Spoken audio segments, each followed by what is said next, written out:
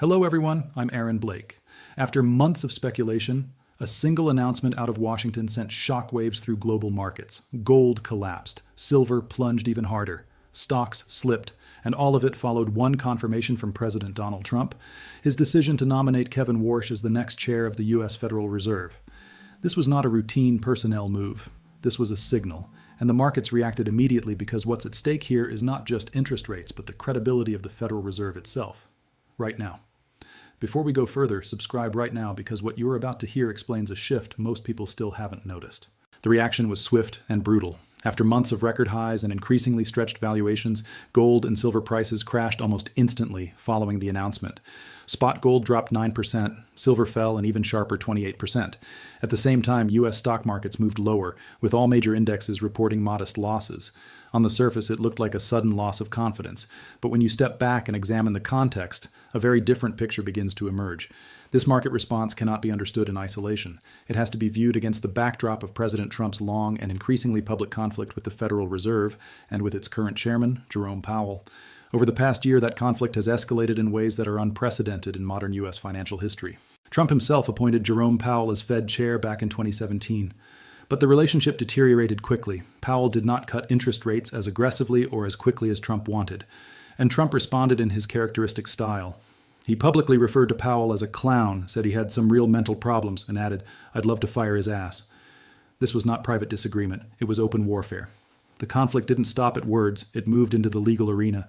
Trump's Justice Department announced an investigation into Federal Reserve Governor Lisa Cook, alleging fraud in historical mortgage documents. That investigation was then used by Trump as grounds to attempt to fire Cook. That case is now before the Supreme Court. Then came a dramatic escalation.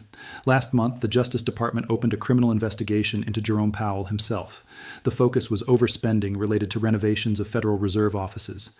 For many observers, this crossed a line. The legal pressure on the Federal Reserve had moved from rhetoric to direct action. Powell responded forcefully. He said the legal threats were a consequence of the Federal Reserve setting interest rates based on its best assessment of what would serve the public, rather than following the preferences of the president. That statement went to the heart of the issue, central bank independence.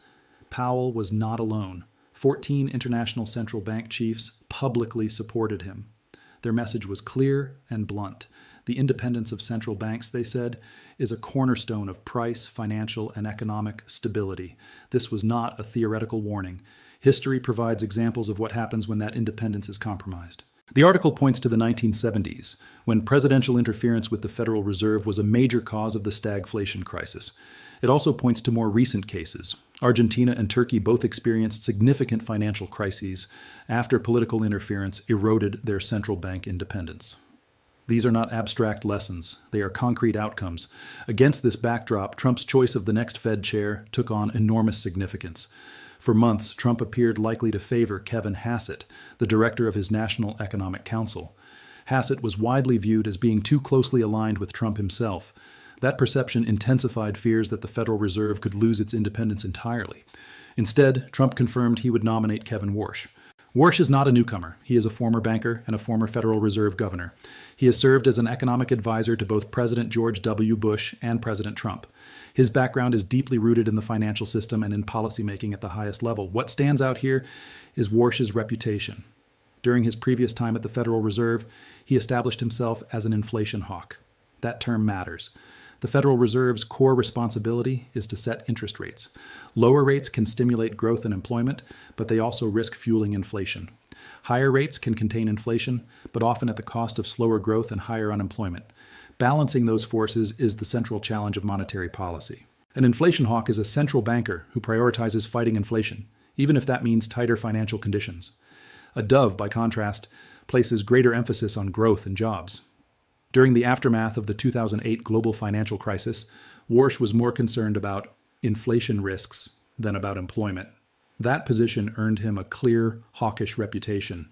At first glance, that might seem like an odd choice for Trump. Trump's conflict with Powell largely centered on demands for lower interest rates. A hawk would appear to be the opposite of what Trump wanted. But Warsh's views have evolved. More recently, he has echoed Trump's criticism of the Federal Reserve and supported calls for lower interest rates. The article makes clear that whether this alignment will continue or whether Warsh's hawkish tendencies will reassert themselves remains an open question. And this uncertainty is exactly why markets reacted the way they did. Gold and silver prices typically rise when investors fear instability or inflation. They are often seen as hedges against a loss of confidence in monetary policy or in fiat currencies. In the months leading up to Warsh's nomination, gold and silver had reached record highs. Those prices were driven by multiple factors cited in the article: global instability, concerns over Federal Reserve independence, and a speculative bubble. Warsh's nomination punctured that narrative. The sharp correction in precious metals suggests that investors now see interest rate cuts as less likely than they would have been under alternative candidates. It suggests expectations of lower inflation and greater financial stability. The US dollar trading higher reinforces that interpretation. In other words, what initially looked like panic may actually reflect confidence. Confidence that the Federal Reserve, under Warsh, may retain its independence. Confidence that inflation will be taken seriously. Confidence that the institution's credibility can be preserved even amid political pressure. Let me explain why that matters. The credibility of the Federal Reserve is not just a domestic issue, it underpins the global financial system. The article points to broader discussions about a changing world order. Canadian Prime Minister Mark Carney recently spoke about the end of the international rules-based order and called for a break from what he described as American hegemony. At the center of that hegemony sits the US dollar. The dollar's dominance depends on trust. Trust in U.S. institutions, trust in the rule of law, and critically, trust in an independent Federal Reserve that sets monetary policy based on economic evidence, not political demands. Trump has consistently expressed skepticism about central bank independence. That skepticism has fueled fears of long-term damage to the credibility of the dollar and the Fed. But by choosing Warsh over candidates seen as more politically pliable, Trump appears to recognize the importance of maintaining that credibility. This does not resolve the conflict. The article is clear. Whether Trump's recognition of the Fed's importance can continue to temper his instinct to interfere with interest rate decisions remains to be seen. The tension is still there. The risks have not disappeared. But the immediate market reaction tells us something important. Investors are watching closely. They are parsing not just words, but signals. And in this case, the signal was that Warsh represents a stronger commitment to central bank independence than many feared. That perception alone was enough to trigger a sharp repricing across markets that had been built on assumptions of instability and inflation. Gold and silver, which had benefited from those fears, corrected violently. Stocks dipped as expectations adjusted. The dollar strengthened. This development comes at a moment when the Federal Reserve's authority is under direct challenge. Legal investigations, public attacks, Supreme Court cases, international warnings, all of these pressures form the backdrop against which Warsh's nomination must be understood. The article does not claim certainty, it does not predict outcomes, it simply lays out the facts.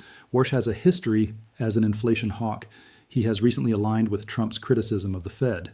Markets have interpreted his nomination as reducing the likelihood of aggressive rate cuts and runaway inflation. And the reaction in gold, silver, stocks, and the dollar reflects that interpretation. In the deep context, this is about more than one individual. It is about whether the Federal Reserve can continue to function as an independent institution in an era of escalating political pressure.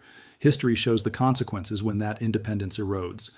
The 1970s stagflation crisis, the financial turmoil in Argentina and Turkey. These are not distant warnings, they are reminders. At the same time, the article highlights that Trump's decision may indicate a recognition of limits, a recognition that undermining the Fed entirely would carry costs that extend far beyond domestic politics, the credibility of the US dollar, the stability of global markets, the foundations of the current financial system. For now, the nomination of Kevin Warsh has shifted expectations. It has forced a reassessment of risk, and it has delivered a clear message to markets that had been pricing in continued instability and inflation. Whether that message holds will depend on what comes next. But the immediate impact is undeniable. Gold and silver have corrected sharply, stock markets have adjusted, and the debate over central bank independence has moved from theory to lived reality. This is a moment that captures the intersection of politics, markets, and institutional credibility. It shows how deeply intertwined they are, and it shows how quickly perceptions can change when a single decision alters the balance.